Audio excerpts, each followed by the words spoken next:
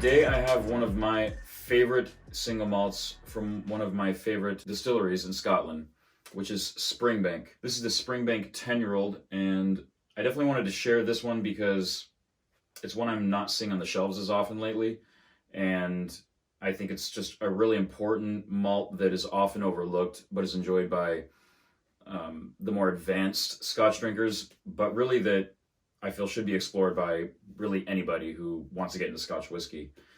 And the reason for that is I think this is pound for pound the best single malt out of Scotland. Or should I say that Springbank is pound for pound the best distillery in Scotland. However, this all around is the best representation of Scotland and what Scotland can produce in terms of Scotch single malt. This is their 10-year entry-level expression, and they don't produce a lot. I don't remember the exact numbers, but it's pretty limited. This is one you'll see on the shelf in big box stores, but they won't get very much in, and when it's gone, it's usually gone for a bit. You will find it in your more boutique shops. You'll find it in your corner liquor stores that have a more comprehensive whiskey selection, but it's something that if you see one, I highly suggest getting one.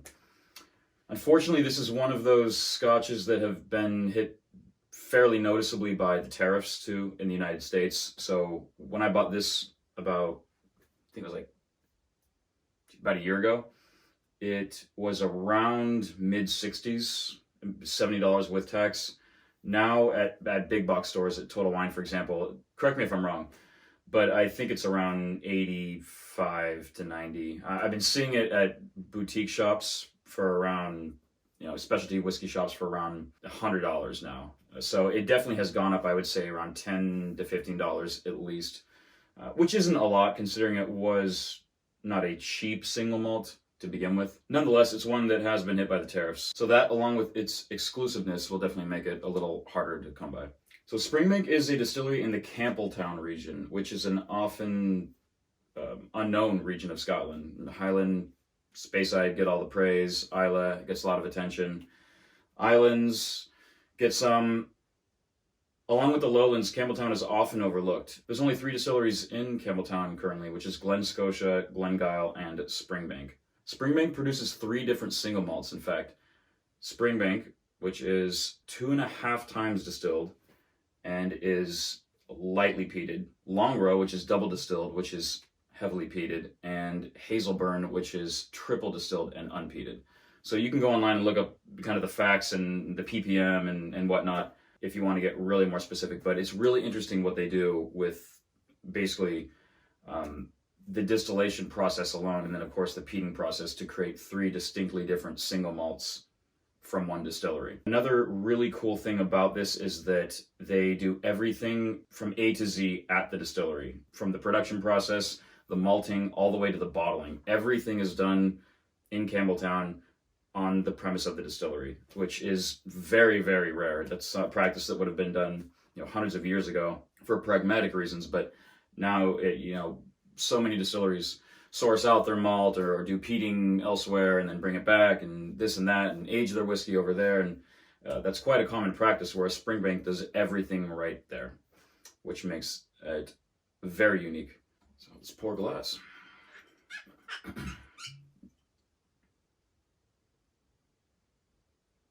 This expression is aged in a mixture of bourbon and sherry casks.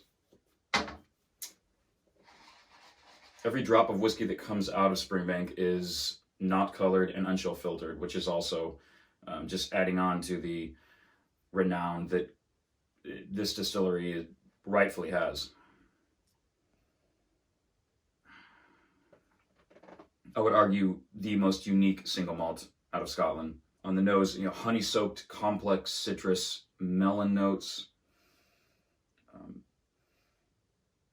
Peat's noticeable, but it's never intrusive. It's like a sweet, funky peat. It's not Laphroaig iodine. It's not Ardbeg, bonfirey, seaside.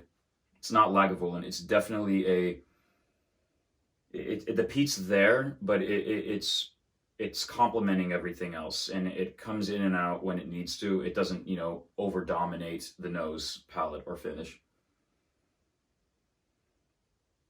some brown sugar barbecue marinade, hints of cola. You definitely get the distinct bourbon influence more than you do the sherry, at least I do, with layers of vanilla, and just there's a lot of bourbon notes that really helps this single malt, I think, a lot without the sherry taking over. Really nice oils. You can almost smell the oils, if that makes sense. It's not thin at all. It's a very full nose. For 10 years is very impressive.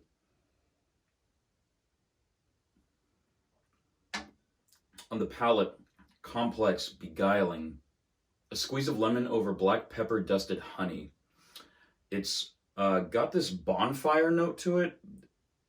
I wouldn't quite say Ardbeg-esque because the peat subsides and then you just get that kind of like embers of a bonfire the morning after. A little tiny bit of that. There's some sweet candied peat, some lightly sherried fruits. It's not sultry. Just stellar oils. I mean, just all around coating the mouth. More bourbon notes too.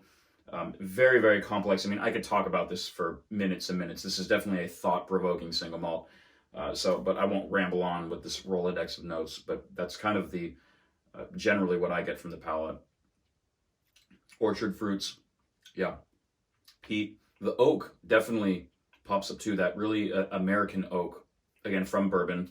So away from the vanilla, away from the honeyed and brown sugared notes, just that classic American oak.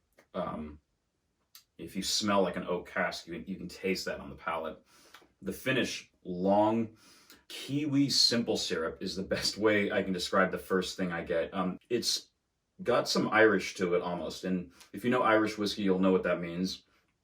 But there's this note of like a Kiwi starburst that I get in a lot of Irish single malts and Irish pot still whiskeys. I get that with this, which I don't get with many Scotch single malts. There's zero off notes. I mean, the finish is still going, definitely long. No sulfur, it's harmonious. It's all around the best single malt out of Scotland. If there was one single malt I could recommend to someone who's never had Scotch single malt, and they said, what single malt do you think encompasses Scotland? What's the one single malt that you would put as the poster boy for Scotch? I would say Springbank 10. And really anything from Springbank in their core line, but there isn't much in their core line. So I would say the 10-year is really the best representation. So yeah, this is one that if you do see it, it has that distinct orange, black, Halloween looking box. No frills. The packaging is real simple. I would highly recommend picking up a bottle, regardless of where you are in your whiskey journey. If you are a beginner and you've just gotten your feet wet with maybe a Glenfiddich or a Glenlivet, I would recommend maybe waiting on this one and trying some other peated single malts first. However, those can typically rip people's heads off, especially if they don't like peat, whereas something like this, it may kind of ease you into peat a little bit. I've talked to a few guys that reminisce about how Springbank was responsible for that, instead of diving into like Lefroy and just having your mind blown and saying, what is this? It's totally different from Glenfiddich. Is this even whiskey? Whereas this, you understand where there's elements of Highland and Speyside almost in this. There are those lowland elements. There are the Islay elements with the peat. But it kind of brings everything together, if that makes sense, to me at least. And of course, it has that Campbeltown funk that any guy or girl that is into Springbank, is into Campbeltown malts, they'll tell you about that funk that's and it's not a negative thing, but it's definitely noticeable in Springbank's single malts without question, especially Long Road too.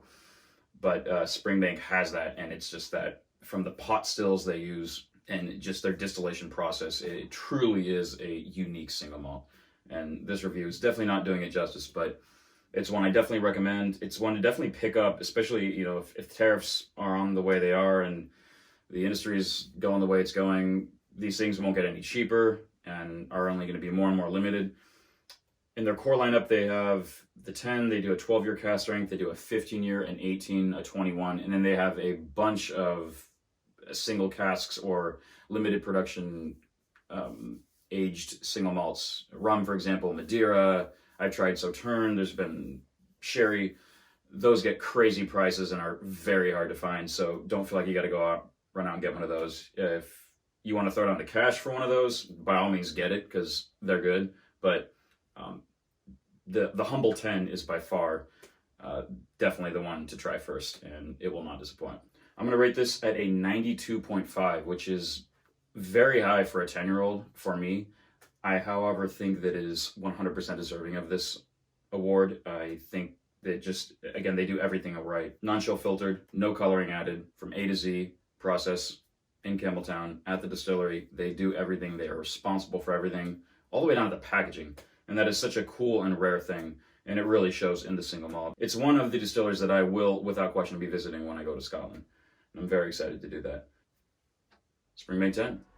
Cheers.